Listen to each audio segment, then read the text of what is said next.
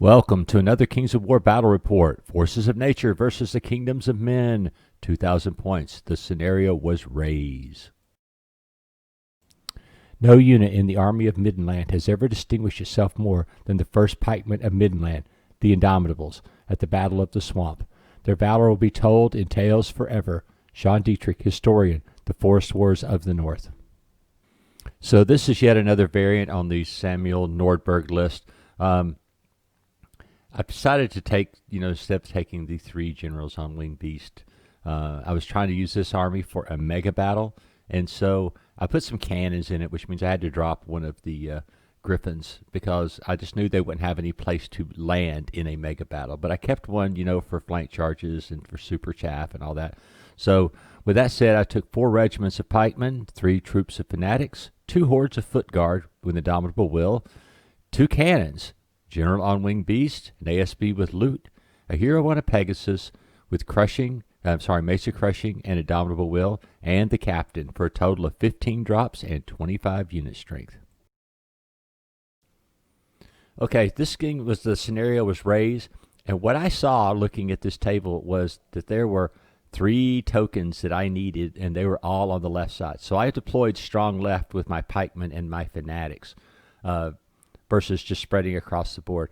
I kind of gave up hope on this one down here on the end, but I was hoping that maybe Craig would do something and I could jump over it with the General on Winged Beast and snag that last token. I guess, though, my advantage was that he also had 2 tokens on what would be my left side, and so my high unit strength pikemen and stuff were going to sweep right across those, and that was going to make it very difficult for him to take those 2 tokens on this side of the table. So that was my deployment strategy. As far as my deployment, I guess the only critical mistake I made was normally I checkerboard fanatics and pikes, and I did the same thing, and then I decided, hey, I'll just try something different and put the foot guard right in the middle of the army with a unit of pikes on their flank. Excuse me. But that was a mistake. I mean, I should have just kept doing what I normally do and left the foot guard out here by themselves, as you'll see later in the game. The thing in this army is I had taken one of the General on Winged Beast out because we were getting ready to use this army for a MegaBattle, and I thought the 2 cannons would actually be more useful than the General on Winged Beast in a game where I pretty much knew that the other side was going to have a lot of big stuff. So Craig was checkerboarding as well. He started out on this end with a unit of Hunters of the Wild with a Beast of Nature behind him, then a unit of Forest Shamblers.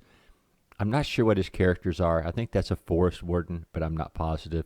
Then the Wilt Father, everybody's favorite, and then another unit of Forest Shamblers, and then another unit of Hunters of the Wild, and over on the very end was another unit of Hunters of the Wild, and this one also had a Beast of Nature behind it. So he was kind of evenly symmetrical here.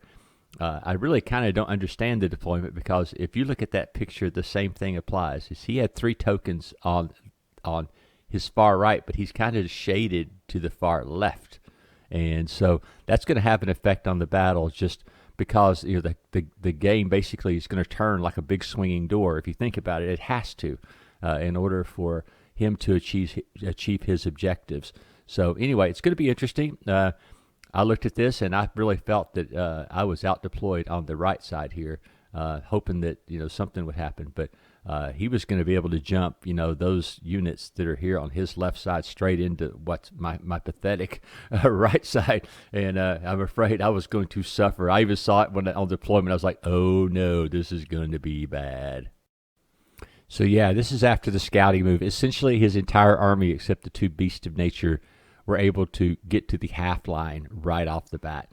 And I've played this army against or a similar one with the Sylvankin, and I should know better than to deploy as far forward as I do. I should be deploying at maybe the 6-inch line just to give myself some more space, especially now that I had a little bit of shooting in the list. So yeah, that was kind of a mistake on my part, but yeah, the whole army surged forward. And that works against some armies like this one. But there's some armies you don't want to get that close to. Like if you did this versus my Abyssals would tear your face off right off the bat if you decided to surge forward that close on the first turn with the scouting moves. So yeah, my turn 1 move, I'm going to start on the far left. The foot guard moved max forward, along with the Pegasus moved up and then turned to face the other rest of his army that's going there for a potential flank charge. I know it wouldn't do anything, but hey, it's scary looking. And so the rest of the pikemen and fanatics moved forward as much as possible. The one unit of pikes here on the end went ahead and angled, so if he charged the far unit of pikes here, I would be able to be in his flank for a delicious 30 swings. You see the red circle there. One of my friends critiqued me for not using enough diagrams, so I actually put a diagram in this on purpose. You can see this is part of my, normally that unit of fanatics would be what I call covered by a unit of pikes, so there's no way you could charge that unit of fanatics by itself. But as you see, I had the pikes down here on this end, and so that's going to have an effect on the game. And that's an important thing about using this list, is to make sure you always keep the fanatics covered so that something can't charge them by themselves. They have to charge pikemen, which is the way the strategy of that part of my line works. So, yeah, the foot guard and the pikemen on here had to back up. I was going to catch a triple charge from Wiltfather, Boar Shamblers, shambling, oh my God, stuff coming at me. And so I just had to back up. There's no reason to take that charge. And then the both cannons shot. I think it's the 4 Shamblers. I think in 2 turns of rolling cannons, I don't know if all the dice I rolled together added up to a hit. Let's just put it that way, which I don't like taking shooting. I mean, I don't like taking that kind of shooting. I would rather had a boomstick wizard than those stupid cannons, to be honest. The General on Wing Beast down here, he went ahead and nimble moved off to one side and angled.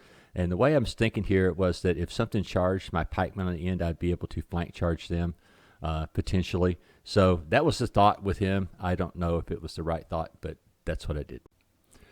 With me moving forward and Craig's whole objective to charge early and often, it's no wonder that there is a matter of fact, a bevy of charges on turn 1. It's just crazy. Over in the on the other side, the far side of the table, 2 units of Hunters of the Wild went into one of my pike regiments. Remember where the red circle was? That was where the edge of my fanatics hang out, and so a unit of 4 Shamblers goes go into them and is just going to butcher them. I mean, they didn't really have much of a chance of being charged. When they charge, they do pretty well, but being charged, not a good thing for fanatics. They just don't have the armor and stuff to take it. Over here on the extreme right, Craig moved up to try to get a flank position on my pikemen there on the end. He tried to surge his 4 Shamblers into the pikemen, but I think he had 16 dice and rolled like 3 inches. It was like Randy dice bad. So the dice I think went back and forth, but I think actually Craig had the worst of dice this game besides over me, and I appreciate that for once. No, just kidding. I really hated it for him because he did everything exactly correct, and the dice just decided to screw him. My unit of foot guard, you see the little token behind them? They had weakness cast on them, so that wasn't going to be good because my hope was that he'd bust my fanatics, which is what their job is, being chaff units and all. And then I would be able to charge with my devastating unit of foot guard. But with weakness on them, that means my charge is not going to be near as devastating as it could have or should have been. This is just a little bit closer up picture showing you what happened in this phase. You can tell you can see, like I said, that little bit of 20 millimeters hanging out is what got the fanatics in trouble. In retrospect, it was probably a good thing because they do act as chaff. If he kills them, I'm still going to be able to charge him with the foot guard. So I can't say that the mistake was game-ending or anything, but it was just, in my normal setup, it wouldn't have happened. He would have been charging pikemen. So that's the only difference. After the fight, yes, the fanatics gave way, and the 4 Shamblers did move straight into the fight here. Looking at it now, hell, I may have had a flank charge on the 4 Shamblers, but I don't know if I did or not. It didn't look like it. I mean, when I eyeballed it, I didn't think it did. But you look at the picture and you think, maybe. Nah, probably not. Anyway, But the most importantly, my stalwart unit of pikemen held up from all those attacks from the Hunters of the Wild. Now I was wavered, but as you can see, I had my ASB, and the captain was there, and most importantly, the captain, because the captain makes them 14-16. If they would have been 13-15, that unit would not be standing there, and Craig's attack would have succeeded. So right now, I have paused those two units, and I'm going to be able to charge into the Forest Shamblers despite the weakness, and at least do some damage to them before they finish me off. But his Beast of Nature moved forward to threaten the flank, and so I had my Pegasus there. Well, the Pegasus is going to have to sell his life, I fear. I know it's very early in the game, but I had a plan. And you can see that from the red arrows that my plan was to seize those two objectives and then turn everything back to the right if I could, and then try to get to the middle objective, because, I mean, that was the goal of the whole thing. So I went ahead and pushed the Pegasus into the Beast of Nature, and that was to try to ground him. And if I could ground him, then the next turn the Foot Guard could come in and do a hit on him, or the pikeman, either one, because I was within 10 inches. The pikeman that was in the woods there went ahead and flank charged into the unit of Hunters of the Wild that had did a double attack on my other unit of pikemen. That unit of pikemen went ahead. You see the yellow dice on them. That was just to indicate that they were wavered. The unit of Fanatics hit them in the front. So, I mean, that was going to be a significant number. 42 attacks coming in. And, yeah, I know they're very hard to break, but that's what I did. And then the Foot Guard went ahead and charged into the Forest Shamblers. I managed to cast Baneshand on them to get rid of the weakness, so at least had a chance of doing some damage to those heavily armored dudes. So, anyway, the melees turned out pretty well. The Hunters of the Wild, they went ahead and were wavered. I got lucky. I rolled a 9 on them and wavered them. And then the Forest Shamblers, while I didn't do a waver or anything to them, I did significant damage to them. The other unit of pikemen went ahead and charged. Now, they were going to die going into those Forest Shamblers. It was just a matter of time. But I went in there, and I think I did a respectable 4 or 5 wounds, which is really good when you're rolling to hit on 4s and wounding on 5s.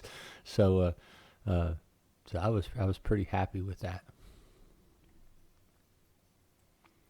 I will fully admit that sometimes during a game, I do things that in a friendly game normally I would remind people, but I was getting my butt kicked. And so I saw this charge. The Beast of Nature had left his base out just a little bit so that I could charge the General on Wing Beast into him. I went ahead and just put a 50 millimeter base down there, and I had like half an inch, maybe not that much. Okay, I might be exaggerating, but I had enough there to fit the General on Wing Beast and managed a flank charge into the Beast of Nature. I did a lot of wounds, but I didn't waver him. I mean, they have pretty good leadership, and their armor's pretty high, so that made a big difference this turn. And but he lived to tell about it, but it was a good charge for me, because then I was able to have somebody behind. And really the bottom line here was I didn't really need to kill it. I did need to kill it, but I wanted that token is why what I was doing it. And if I would have been a little bit more patient, I probably could have just flown over him anyway. But on the other hand, I was afraid that he would get in there, kill the cannons and then start wrapping my other disrupting my plan over on the left-hand side of my forces. You see here the Beast of Nature went ahead and charged back into my General on Wing Beast. Just a side note, people ask sometimes where you get models. That is a Reaper Griffin that I've painted. I have 4 of them. 3 of them are painted. They all have different models. Usually I put in classic Warhammer figures on the back of them. In this case, that's Boris Todbringer, and he is one of the classic Elector accounts from the Games Workshop line. So, yeah, it was time for a reprisal. The good thing about it is on the left flank, all really he could do, or the far left, was that his Beast of Nature could go into my Pegasus, and I believe he absolutely whiffed. I know that sounds strange, but I'm pretty sure that's what happened. And then the down here, the wounded Forest Shamblers, and then the Wiltfather come into my Forest Guard, they are not long for this world. When I think we rolled this melee out, he just as bad as the one to the top was. This one was off. I think he did 26 points of damage out of, let's see, there was 18 and 10, 28 swings. He did 26 points of damage. Are you kidding me? And despite the, I mean, I have decent leadership, but it was nowhere close even. And I think even though the ASB was right there, the captain was over on the left trying to support the flank attack over there. So that unit will be removed, as they say. But I was stunned at how much damage he was able to do. And yeah, on the other hand, the unit of pikemen, which I've now started to call the Indomitables, took another charge from the Hunters of the Wild. And I have a picture somewhere. He rolled a lot of hits, but rolled no damage. And so not only are they not wavered anymore, but now they can attack back. So this, you're talking about dice swings of craziness in just one turn. I mean, no hits up here with this guy. No hits or no wounds against the already 8 wounded unit of pikemen. And then rolled 20, over 20 wounds against the force. I mean, the foot guard. It's crazy. Yeah, further here on the right, there was nothing I could do about the Hunters of the Wild charging me in the flank. I'd went ahead and charged the Forest Shamblers so I could potentially do some damage before my unit died. But the good thing is I occupied 2 units per turn. And so that was okay. Though, of course, I'm going to lose them. The Beast of Nature charges back into my General on Wing Beast. And I think he does 2 points of damage. Well, that's not going to shake him out too much because he's pretty decent leadership, and of course he self-inspires. Yeah, Craig wanted to show me this. You can see how many hits he rolled against my pikeman, and this is despite having ensnare with all of those. And I was mistaken. He did do 1 wound out of all those, but I've easily survived even though being down 9, he rolled like a 2 or a 3. He didn't roll snake eyes. He rolled like a 3 for leadership, so they were perfectly fine. But tell me that unit shouldn't have been annihilated, but that's 8 1s, a 2, 2 3s, and then 1 6 to do some damage to my pikeman.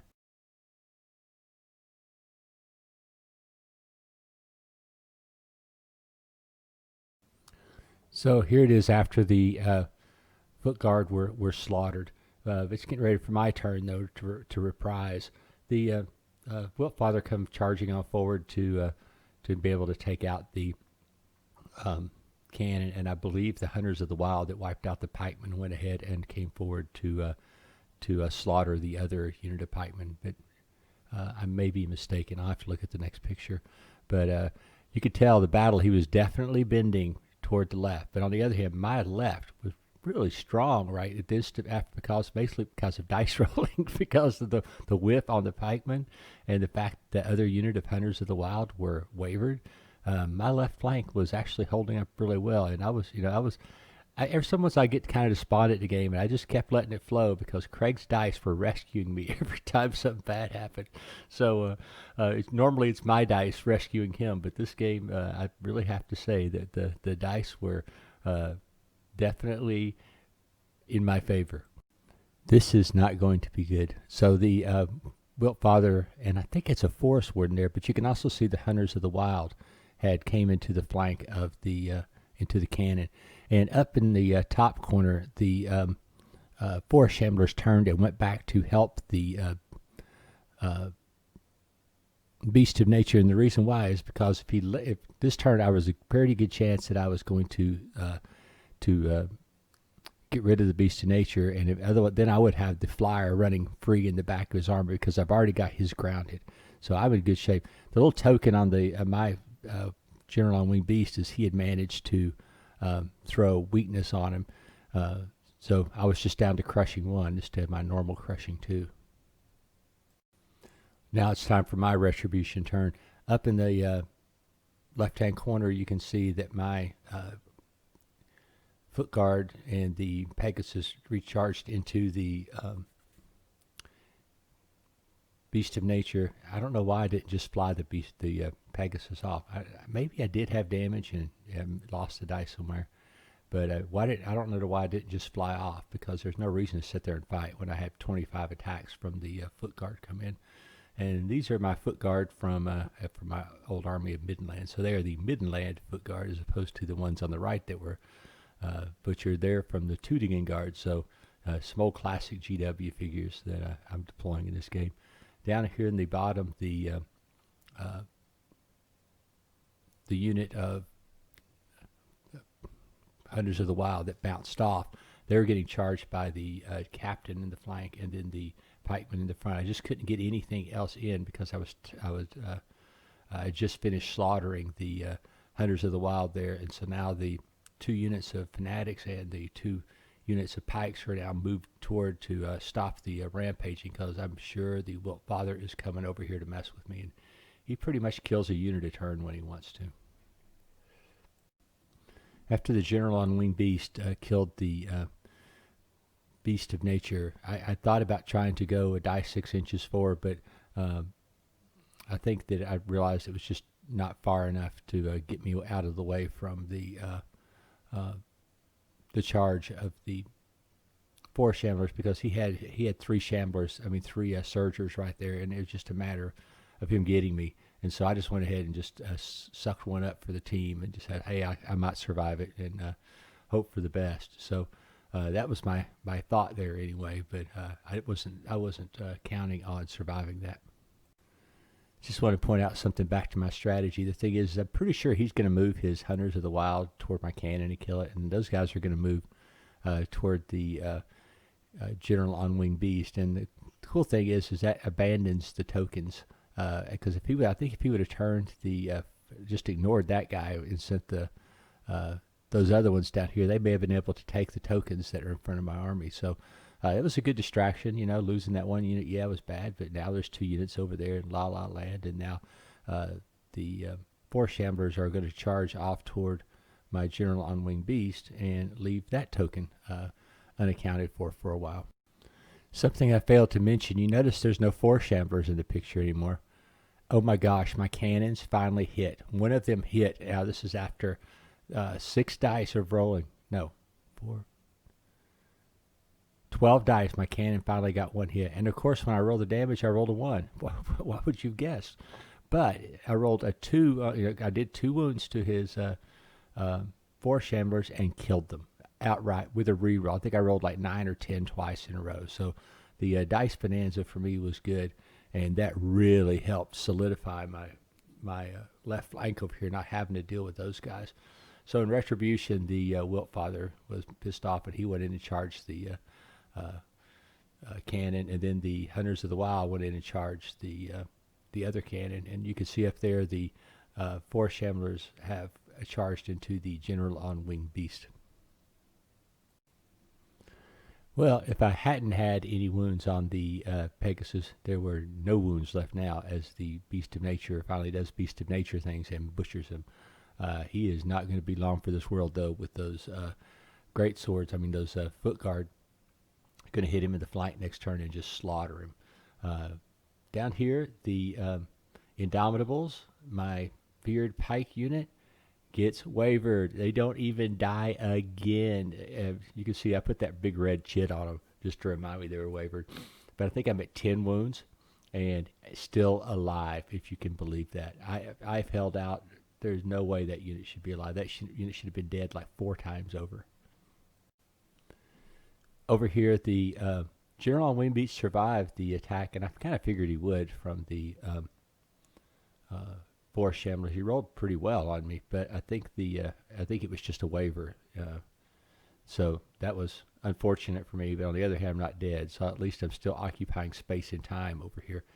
Down here, yeah, I have no other right flank left. As you can see, that red token in the middle there is kind of the middle of the table. There is nothing left. All I've got now is the paltry foot troops on my left flank to turn around and try to stop this onslaught.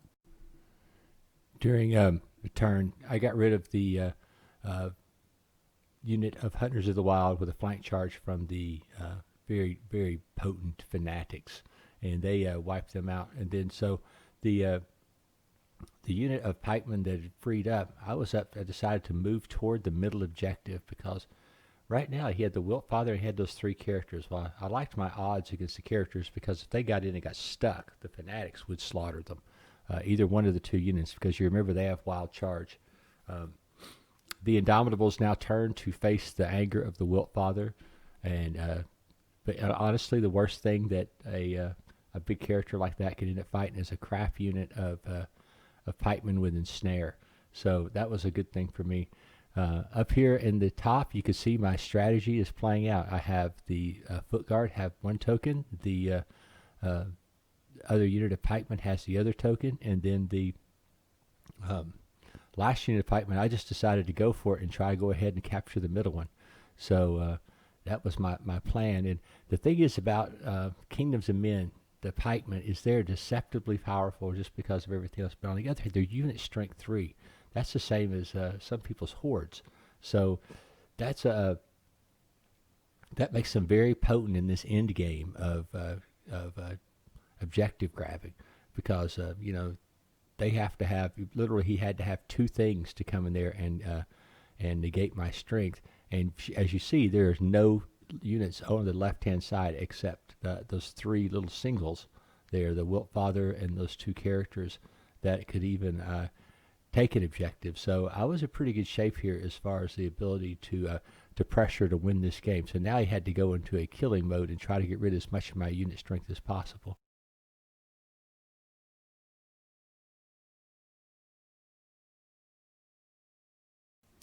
Sorry, I hastily took this shot. The one of the forest wardens charged into the captain, and I think the job was to try to keep the fanatics from getting into the following fight with the Wilt Father. So he moved in to try to sacrifice himself. I don't really think that he had much of a chance of hurting him. The other forest warden, he came around here, and I think his job was to try to kill the ASB. The thing is that you just don't want all these rerolls in game because they could make such a big thing. But I mean, I was up to 12 wounds on the Indomitables, but since I had rolled such good dice, Craig wasn't taking any chances, and plus the captain has rally, and so that was going to help all the units around him stay there even longer.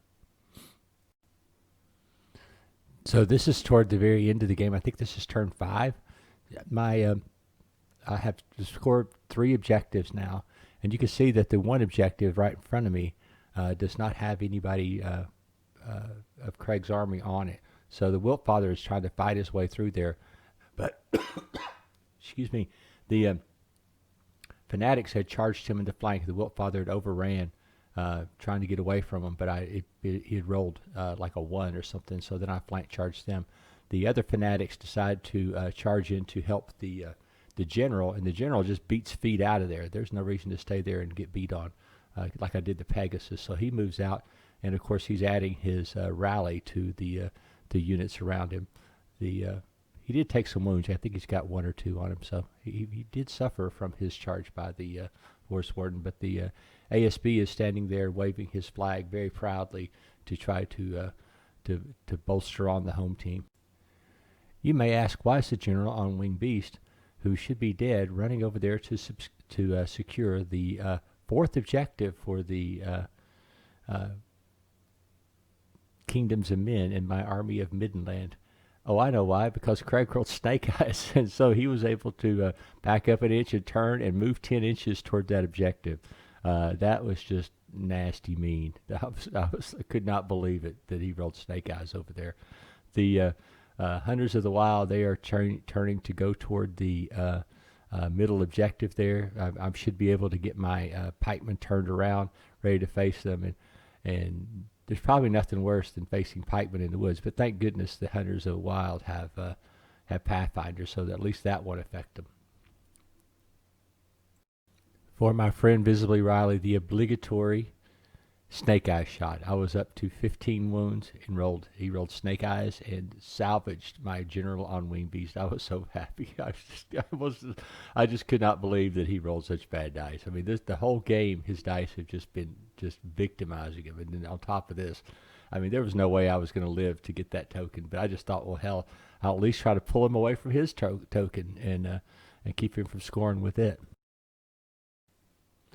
So the flank charge from the Fanatics had done a lot of wounds to the Wiltfather, and he kills them and then turns back. I think this is on turn 7, and my other unit of Fanatics slam into him, and he had done a lot of wounds to him. I think 6, but with the captain standing there with Rally and the ASB, of course, that really helped him out. And I think I'd cast Banechant on him that turn before, so that's what even added to the damage. I think the Wiltfather was up to 10, which I don't think I've ever damaged one that much. Down here, the captain does several wounds and wavers the Forest Warden. And the thing is now is I've got every unit that can surge anything. I've only just one only wood surge unit left, but you never know with a turn 7 how things happen. But none of them can throw any spells right now, so that's good. Up at the North Swamp, the other unit of Hunters of the Wild charge into the pikemen, and now my pikemen have moved online to flank charge him on the next turn in case there is one. Rather than flee away from the objective up there, I went ahead and just turned and tried to hold it. He never know. He could roll Snake Eyes again, but the 4 Shamblers come in a fit of retribution and tear my hapless Elector Count / General on Winged Beast into 1,000,000 pieces. The Wiltfather was in a world of hurt with 10 wounds. He did butcher the Fanatics on his next turn, but now he was too short to get to the vital objective. All I had to do up there was hold against the. My problem was that my pikemen were not close enough to that objective to be able to take it. So what I had to do, I think, was double charge, and then that would split the front edge and scoot them maybe a little bit closer. You can tell my foot guard in the top have straddled 2 objectives because of their nice wide base. So that was very, very helpful. That's what freed up that other unit of pikemen to go help the Hunters of the Wild. So yeah, my pikemen were off to one side, so they could not. They had to charge him in the flank. So my plan to split frontage and move over was not going to work. So now my plan was just to try to kill the unit and overrun into that. Even if the Wiltfather, I think if on a turn 7 he could have moved into that token there or to maybe take it, but I just if I could get rid of the Hunters of the Wild, there's no matter what happened with the rest of the game that I was going to win. So yeah, the twin attacks of the pikemen destroyed the Hunters of the Wild, and on insult to injury, the unit of pikemen, the guy with the sword, or the pistol I should say, moves within 3 inches, turns around and reforms and moves within 3 inches of the other token, his token, to oppose it. So no matter what, if the tree man on turn 7 can move on to it, he's still done. And then the guys in the back, they have nothing to fear because the Shamblers have 4 shambles, so there's no way they could march in there to take it anyway. So with that, the game is over, and the Kingdoms of Men have won.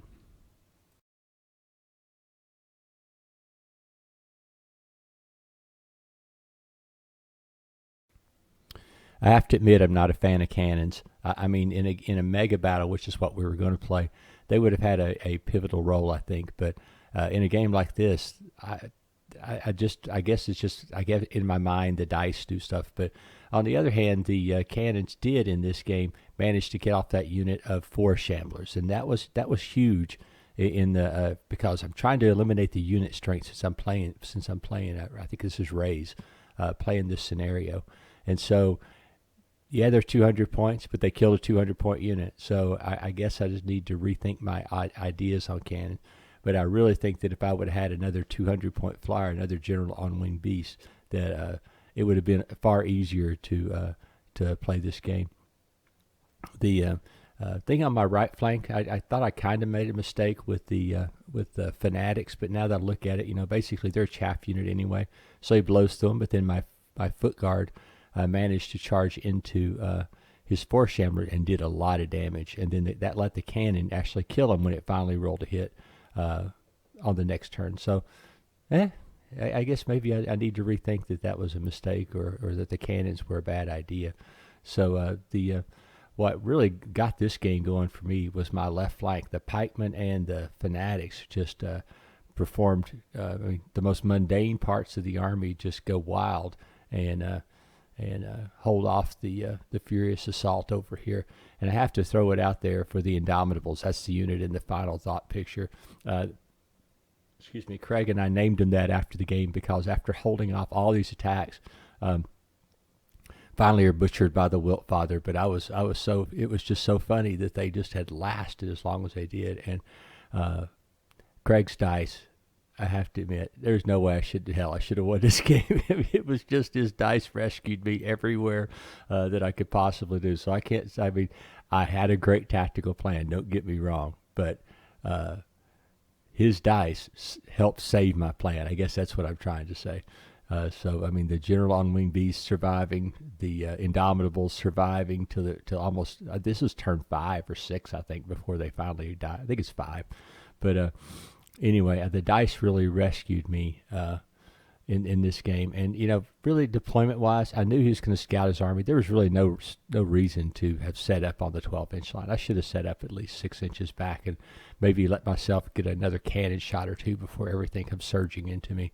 But I usually try to push the pikemen and stuff very aggressively, just right out of what my friend Sam says, to use with his pikemen and fanatics, is to push them aggressively forward to kind of keep them back. And that's how I was able to not only take the objectives on the other side of the table, but I was able to keep him from getting any objectives because I had such high unit strength, these pikeman units sitting right on top of them.